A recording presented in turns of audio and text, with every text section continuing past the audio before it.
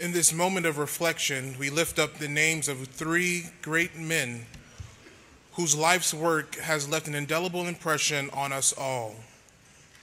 The Reverend Fred Shuttlesworth, co-founder of the Southern Christian Leadership Conference and legendary social prophet. Mr. Steve Jobs, visionary social engineer and the co-founder of Apple. And Dr. Derek Bell, noted scholar and author on critical race theory and the first tenured African-American professor of law at Harvard University. Howard Washington Thurman, class of 23, once wrote, "Every period of prayer should provide for an experience of self-examination in the presence of God. It is in this moment of quiet that we are forced to center in and answer the questions, what are we doing with our lives and where are we trying to go? What are we doing with our lives and where are we trying to go?" Let us pray.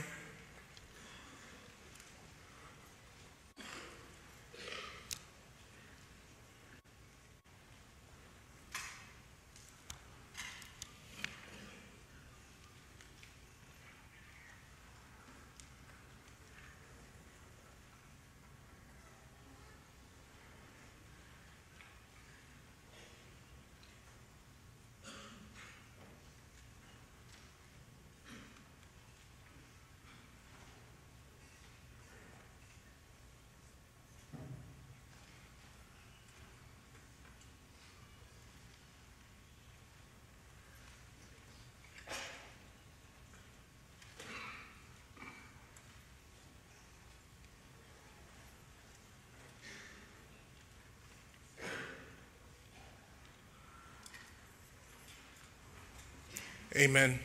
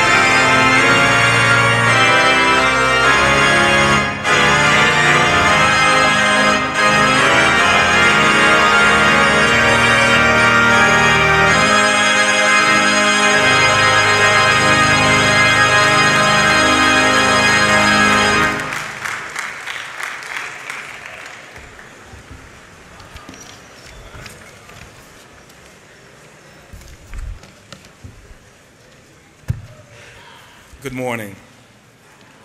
Let me ask you to silence your cell phones and close your laptops and any other electronic devices. Today is Leadership Emphasis Day in Crown Forum.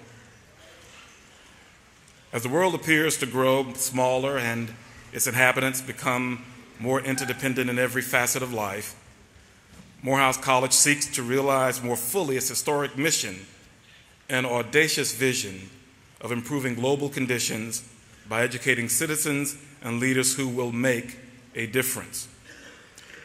Dr. Franklin, president of the college, has articulated our collective commitment to the revitalization of this historic vision in these words: Morehouse will become a global resource for educated and ethical leaders. This is indeed an historic commitment, our value proposition, if you will. Simply, there is a special reason why you are here. We believe that our focus on leadership development is what sets us apart from other institutions of higher learning. We are earnestly committed to graduating young men who will make a difference. The Morehouse Education Leadership Development Experience is intentionally designed to make you restless and dissatisfied with things as they are.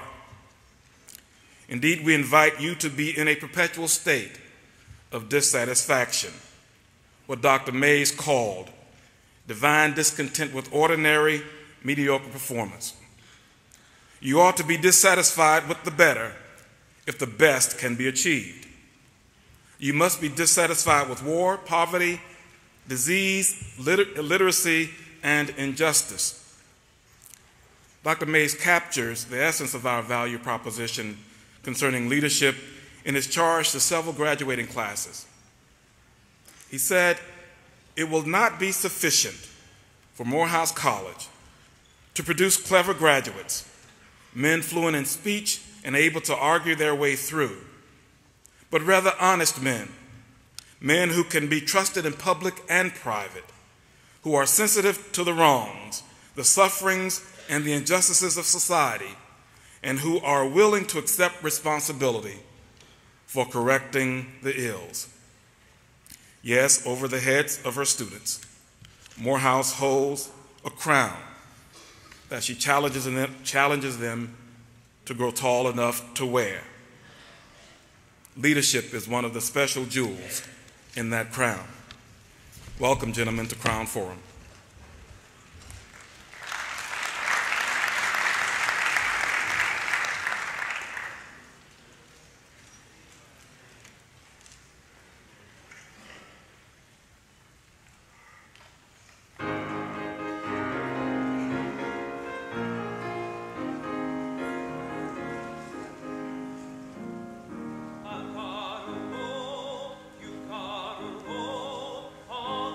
Cheering, gotta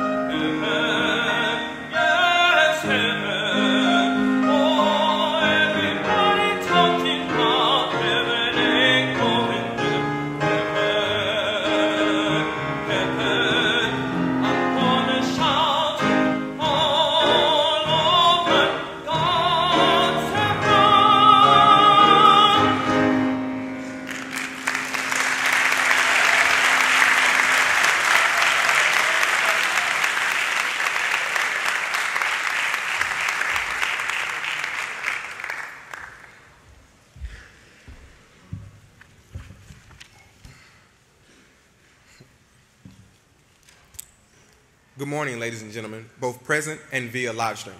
My name is Kyle Upshaw, currently serving as both your president of North Metro District of Atlanta and Morehouse College chapter of NAACP.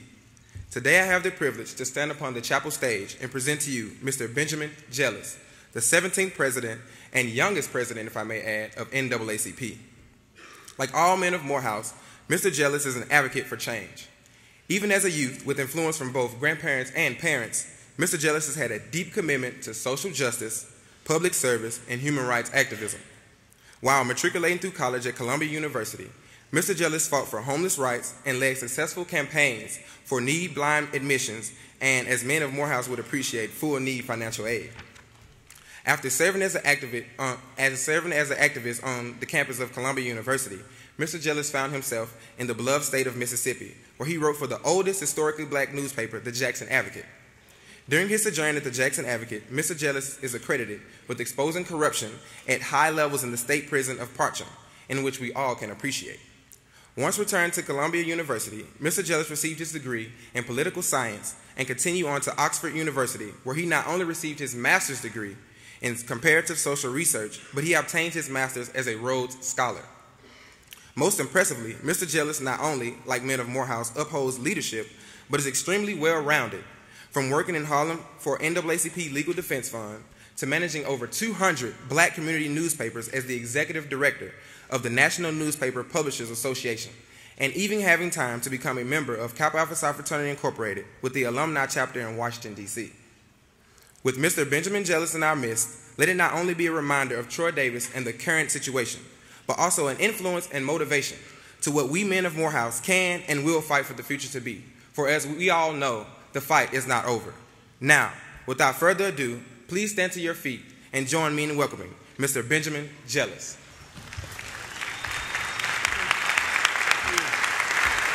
Thank you. Thank you.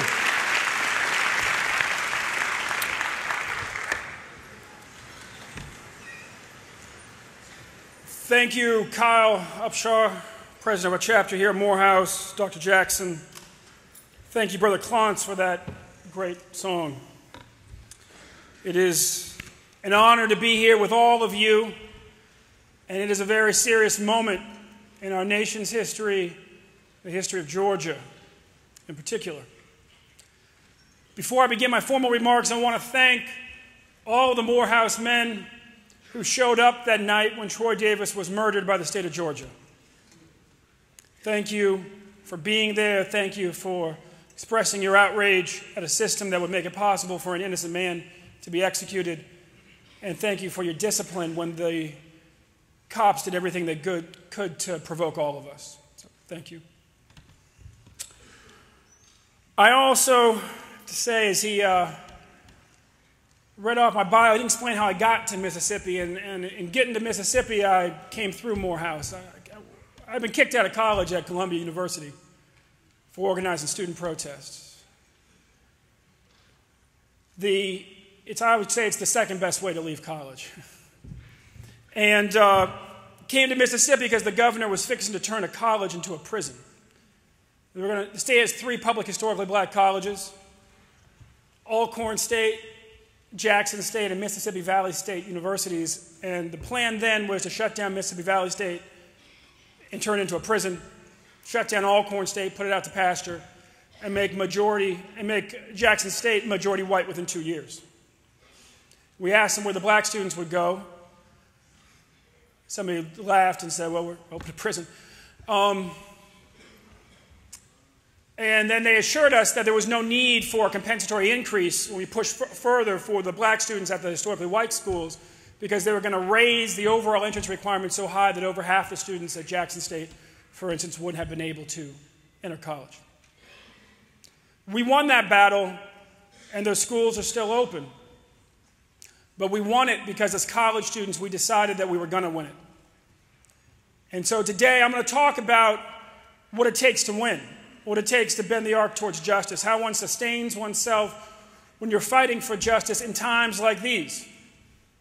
Right now, Georgia has the most restrictive voting laws and voter registration laws in the country. Here, not only do you need to have your driver's license to vote, and I hope that all Morehouse men will register here in Georgia, vote where you live. You always should vote where you live.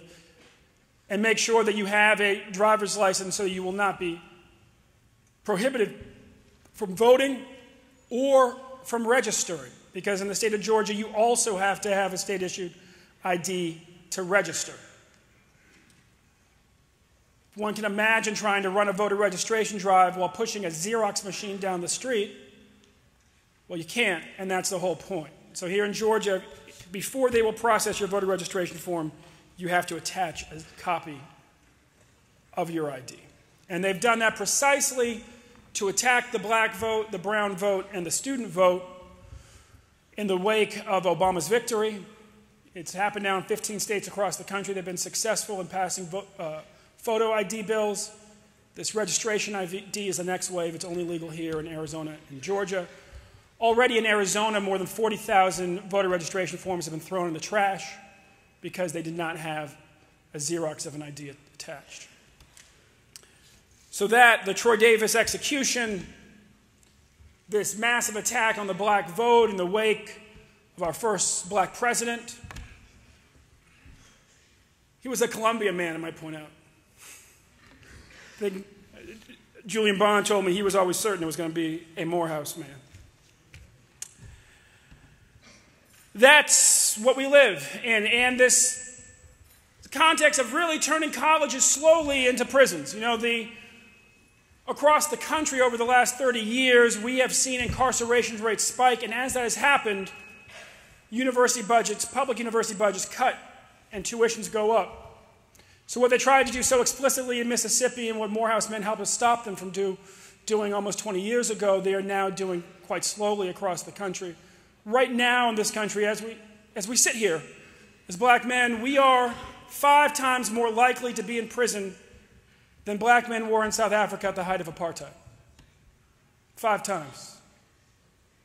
We are the most incarcerated black people on the planet. And white people in this country are the most incarcerated white people on the planet. And our nation needs the men of Morehouse to help lead us in a better direction.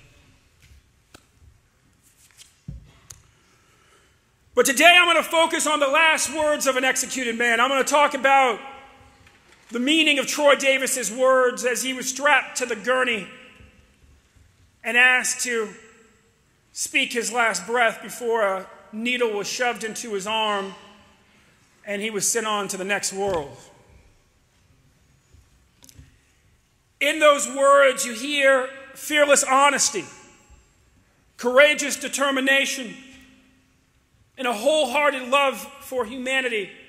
3 things that, if you practice them, will empower you to change the world.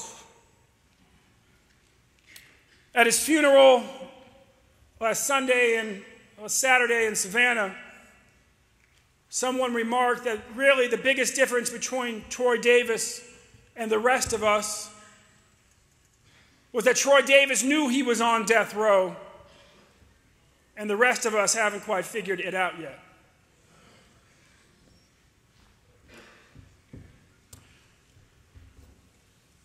When they asked Troy for his last words, he leaned his head up, already strapped down in the cross position, arms extended, legs tight together, each limb tied down. He looked right at the son of Officer McPhail, Mark McPhail Jr., and said, "I'm sorry. I'm very sorry what happened to your father, but I didn't do it. I'm innocent. I didn't even own a gun. It may seem like a simple statement from an innocent man, but really there is great incentive to lie if you are innocent and condemned or about to be condemned.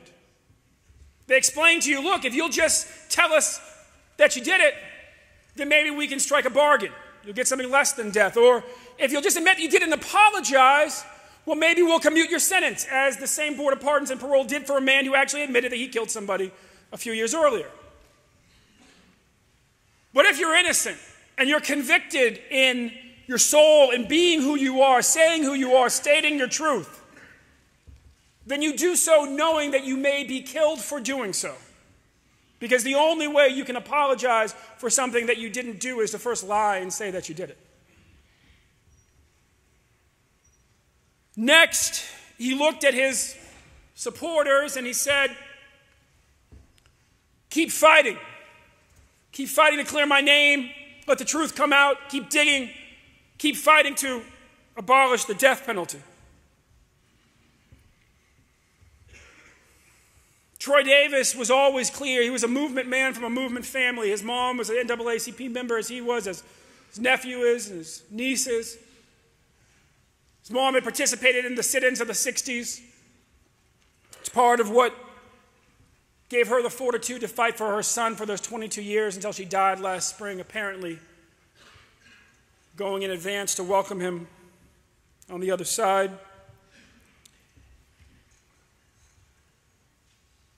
And he was always very clear that one way or the other he would be free from death row, either in physical or spiritual form, as he wrote his supporters last year. And he was also very clear in that same letter, as he was that night, that no matter what happened to him, we all had to keep fighting to ensure that the movement to abolish the death penalty,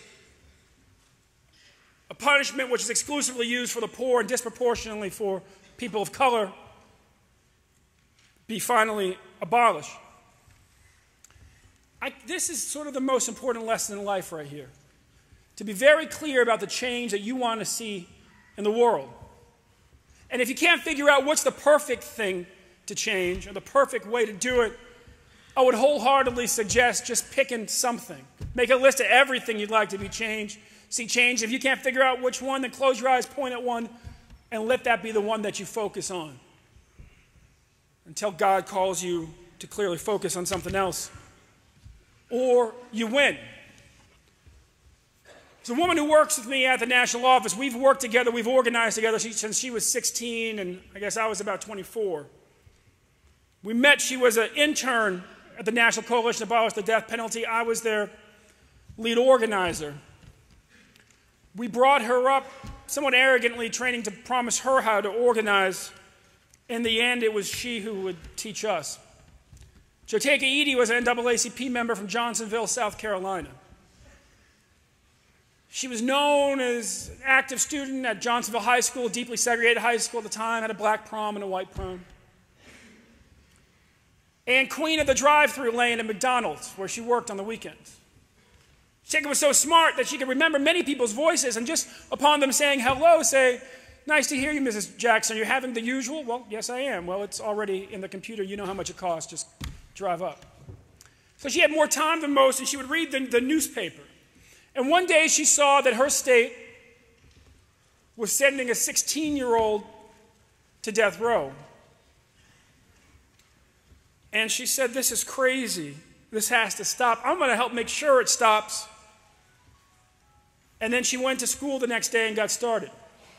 Now that's important. It's important because when we come to famous, fancy, well-established liberal arts colleges like the one I attended, like the one you're attending now, we're often taught to be more circumspect, to be more wise, to seek broad counsel.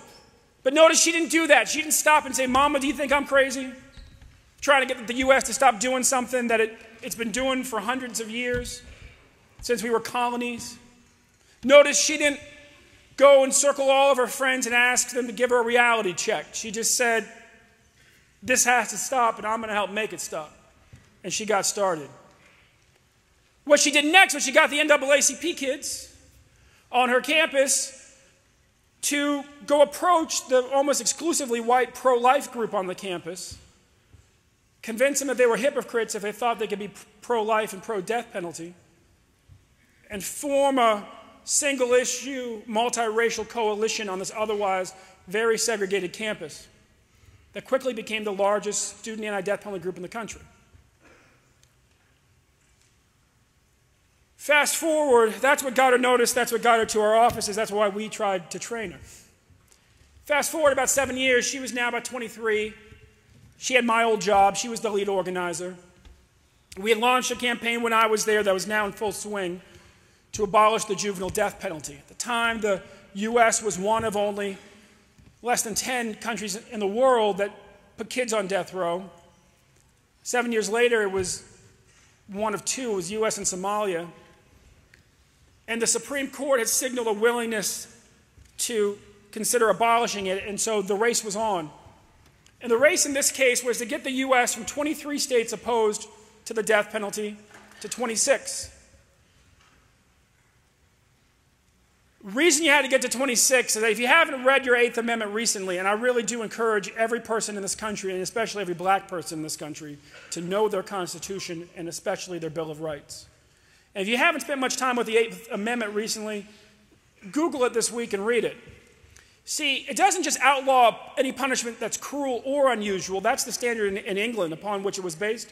It has to be both cruel and unusual. Torture in our country, if it's possible, is constitutional. I mean, if it's popular, if it's practiced by most states, it's totally constitutional. So the Supreme Court had already, in a previous decision, acknowledged it was cruel, and now we just had to prove it was unusual. And to do that, we had to go from 23 to 26 states. The American Bar Association said they had the best list of states. On top of that, they had the best law firms in the world, the best lobbyists on the planet, and they would take care of it. They targeted 10 states. These were the states that had kids on the row. The issue had been debated recently. Our side had lost narrowly, and they said with their wealth and fancy lobbyists, they would take care of the issue. As humble activists, we said we have, I guess, the second best list. Our list is the list where it's technically a possibility. There are no kids on the row, and we're simply going to ask a state where a kid could be sentenced to death row, but they never have, to encode the values that they've been practicing. A couple years in, the ABA had torn through their 10 states, and they had gone 0 for 10. We had torn through most of our states, and we had gone 0 for 7. And so now there were 3 states left, 3 states where we thought there was any possibility that the law could be changed. And we had to win all 3. Folks at the American Bar Association said, so who y'all going to send? We said, we're going to send Joteka Eady. I said, where are you sending her again? We said, South Dakota, Wyoming, and New Hampshire. And they got real quiet. The way folks get real quiet before they're about to say something stupid. And they said, how can we put this? You know, and our folks in the call were thinking, well, just don't, you know. If you send Joteka Eady from South Carolina to South Dakota, Wyoming, and New Hampshire, well, they'll be convinced that people who support abolishing the death penalty have landed from Mars. And we should be concerned that they might just start executing kids just to spite us. Note to any current or future organizers in the audience, never take organizing advice from your lawyer. Next kind of subnote, if your lawyer disagrees with your organizing strategy, they will do everything they can to scare the bejesus out of you. Never take organizing advice from your lawyer. So we sent Joteka to South Dakota first, and then she would go on to Wyoming and then to New Hampshire. When she got off the plane in South Dakota and got to the first town she was going to, she walked down the street and a woman stopped her and said, "You ain't from around here, are you?" And Joteka said, "Was it my southern accent that gave it away?" Well, I was walking down the street, minding my own business, not talking to anybody. And she said, "No, we just don't have any black ladies in this town." So she pulled out her playbook from when she was 16 years old, the one that said organize the NAACP kids and then go to the pro-life kids. And she tore off NAACP, it's in South Dakota, she wrote in human rights kids. She got the Amnesty International kids, confronted the pro-life kids, formed a single-issue, single-racial coalition. They went to every single state legislature in their state,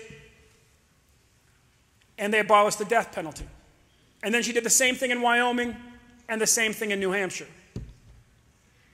That is how we abolished the juvenile death penalty in this country in the last decade. It's the same type of strategy that we will use to abolish the death penalty once and for all.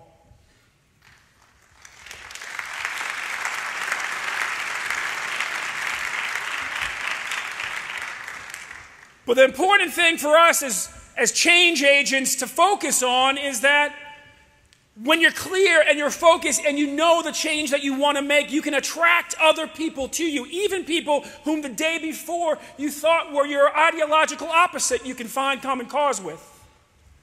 And when you do that, you can make change happen much faster than you thought was realized.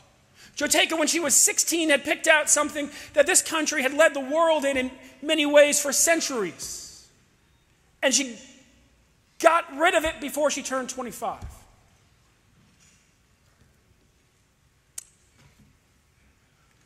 And that is what I would hope for all of you, that you could get clear about the change you want to make. Because once you're clear, so many other things that distract you right now just fall away.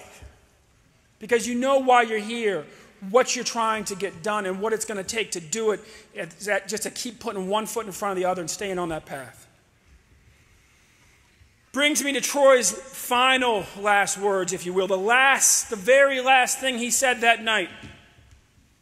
Arms outstretched, strapped down to the gurney. He's already told the family he was sorry, but he was innocent. He's already told his supporters to keep fighting to clear his name and to abolish the death penalty.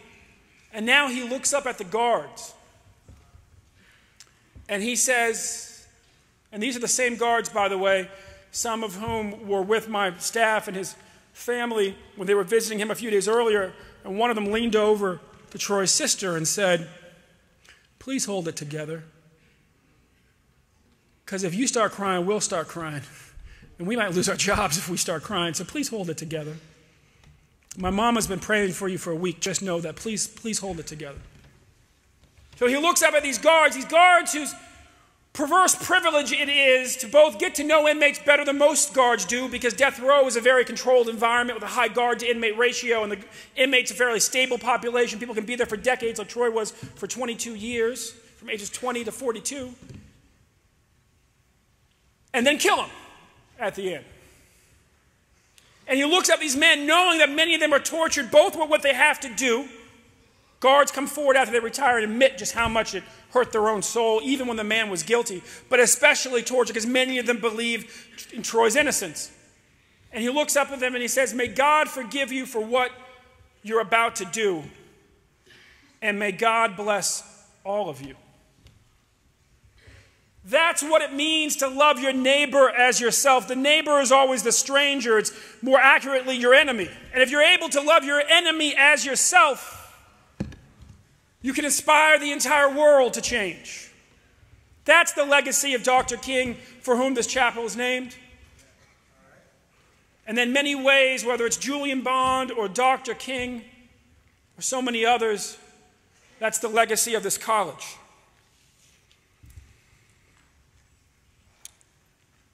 It is also probably the hardest thing any of us can do.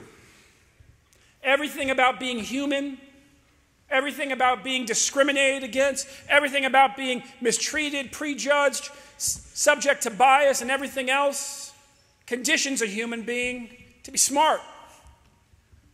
And you can feel pretty smart thinking that you know who your enemies are and who your friends are and how to avoid one and associate with the other. That's also a perfect formula for becoming increasingly isolated, increasingly powerless, and increasingly subject to racism, abuse, and everything else. Years ago when I was in Jackson, Mississippi, and we were organizing to keep him from turning Mississippi Valley State into a prison, we were planning on a big march. It would be the biggest march of black students Mississippi had seen in 30 years. And we decided that in 1994, I guess it was, in 1994, it would be a shame if it was only black folks in this march, because whether it's a black college or a white college, turning a college into a prison isn't just anti-intellectual, it's anti-American. And so there we were in the spring of '94 looking for white liberals on short notice in Jackson, Mississippi. And we honestly didn't know where we would find more than 6 of them. And then somebody mentioned that Earth Day was coming up. And we said, you know what, we can find them on Earth Day. It's like a big coming out festival for white liberals, you know? So you can find them at Mississippi State. You can find them at Ole Miss. So we're going to fan out to all those campuses. And on Earth Day, and we're going to recruit us some white allies to come to our march. And it was pretty successful at most campuses. And the students, most of them checked back in by 5 or 6 o'clock, called me at the office and said, you know, we recruited this many folks that will be coming, and, you know, this is who we need to follow up with and all that. You have to remember, these are the days when a cell phone was like the size of your head. You know, it was like this big and weighed almost as much. And most folks couldn't afford them, so we didn't have them, that's for sure. And at 10 o'clock at night, I noticed one of the teams hadn't called back in yet. And at midnight, they still hadn't called back in. And at 2 a.m., I was sound asleep on my desk waiting for them to call, and the phone rang. And my lead organizer on that team, who was just getting back from driving from Mississippi State University in Oktibbeha County, Starksville, all the way back to Jackson, late at night, past all those bogs where Cheney, Goodman, and Schwerner had been found after they found so many other black men's bodies, said, Ben, we had a problem at State. We're sort of debriefing at the Waffle House down on I-55. Will you just come on down so we can talk? So I was down there in like 5 minutes flat. I mean, I'm a big guy. I can find a Waffle House pretty easily. And so we're sitting around this table, and they're talking about, you know, how the student, when they got up there, they're supposed to talk around 2 o'clock. That had been the instruction. Try to have them speak around 2. We figured that would be about peak crowd time for these celebrations. And the students at State had asked them nicely to wait till the end of the program. And they got to the end of the speaking program, and they said, what about us? They said, no, the end of the program. They got done at the end of the keg party that turned into. And after the second encore, which was Sweet Home Alabama, they let these young men up on campus. The crowd had changed. The sobriety level had changed. Our young men said, save the black colleges. And somebody in the crowd roared back, get a rope. And so they did that little kind of Mississippi two-step where you walk just fast enough to get to your car as quickly as possible, just slow enough to not seem like you're running, and then they drove just fast enough to get back as quickly as possible and just slow enough not to be noticed by the sheriff. We're sitting around and we're talking, and we realize that it's an old white guy with feathered hair in a Hawaiian shirt, sunburned face and fingers, gold rings on every finger, staring at us real mean. Staring at us from the counter. And on top of that, we're the only black folks in the Waffle House, which is kind of strange. It's like a Waffle House near Morehouse's campus, near Jackson State's campus. There's always somebody else there. Usually some black folks working there. We're the only black folks in the Waffle House. We have this white guy staring at us real mean. We've been getting death threats for about 3 weeks. It's a state where you can carry a firearm with for $100 and no felonies wherever you want, completely concealed, and he's wearing a baggy shirt, and it's 3 o'clock in the morning, he's staring at us. And so he walks over, and as he approaches with all these gold rings glittering, holding these to-go size, Waffle House, they used to give you, the to-go bag was a grocery bag. It's put there to create obesity in the bags, quite large. And so he's walking over these bags, and he looks at us, and he said, you all the boys I've been seeing on television? Now, we're the only black folks in the restaurant, It's 3 o'clock in the morning. We've been getting death threats, and the 3 organizers just had their life threatened tonight. And so while none of us is accustomed to be called boy, we say the only thing that seems rational at the moment. We say, yes, sir. Said, hold on a second. He goes to put down his bags. And the organizers I sent up, 2 of them were football players, and we all sort of got the same kind of cold chill as we realized we could no longer see his dominant hand, and his shirt was hanging kind of far out. And they jumped up ready to restrain him, and I said, hold on, let's hear what he has to say. And they gave me this look like, you're kidding, right? We might be dead by the time he has to say what he has to say. And as he swung his hand around, all of us had our eyes on it. And he said, well, I just want to shake your hand. Because if I'd been born an N-word in this crazy state, I'd be mad as H-E double hockey sticks too. But chapel, I'm not going to start swearing on stage. And here he called us boy, he called us the N-word, and yet our heart is kind of starting to warm to him.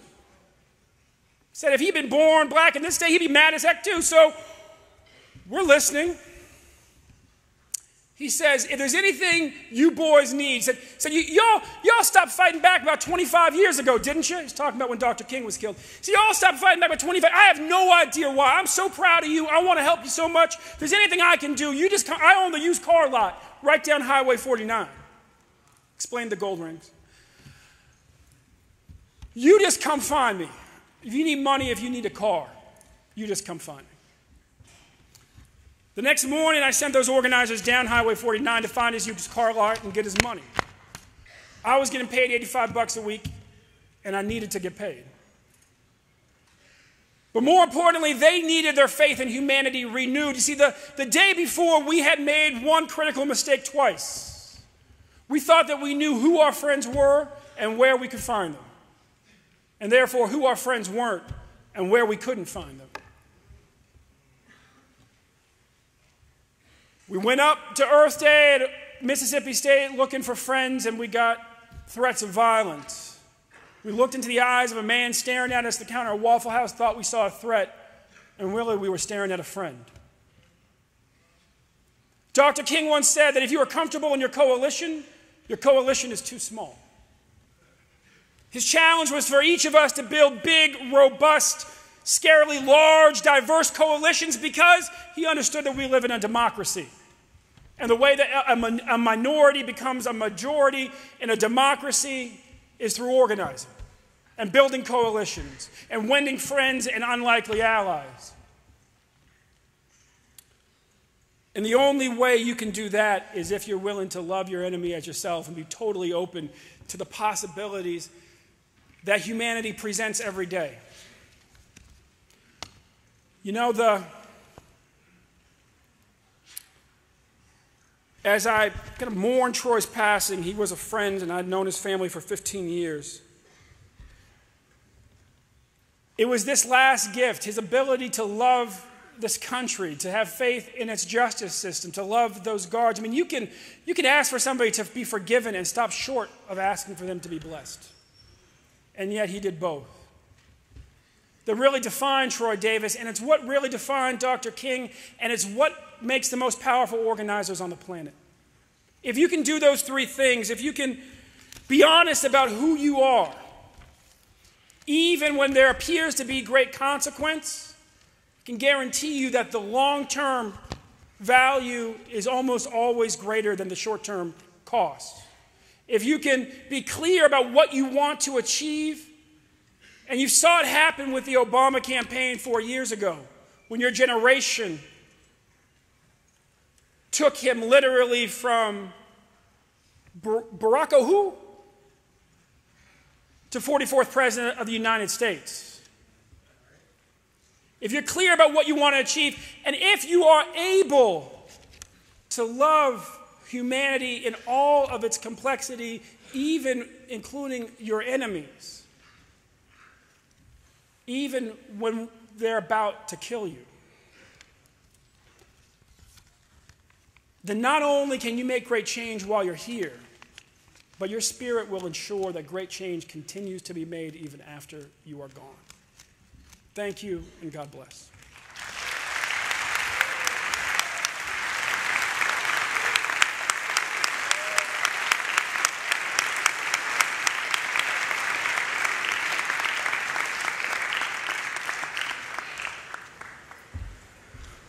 Gentlemen, if you don't realize it, this is the president of the National Association for the Advancement of Colored People.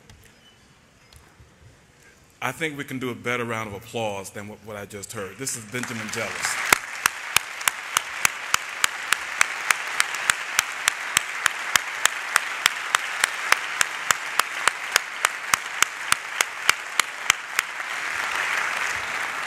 Ben, thank you for those inspiring words, and thank you for the change that you continue to lead with respect to the NAACP. On behalf of Dr. Robert Franklin, who regrets that he can't be here, let me present you with this Morehouse jacket. While you may have gone through here, but you wear that jacket, do yourself proud. Thank you very much. I'm very proud of you. Thank you. We'll stand for the college hymn.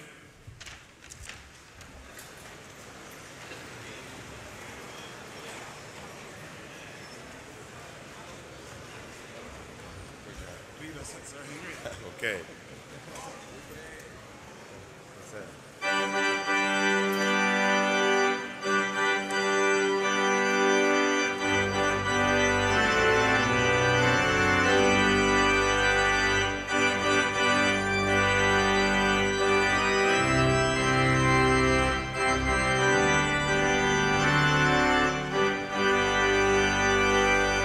Dear old Morehouse, dear old Morehouse, we have pledged our lives to thee, and will ever, yea, forever, give ourselves in loyalty. True forever, to old Morehouse may we be, so to bind each son the other into ties more brotherly. Holy Spirit, make us steadfast, honest,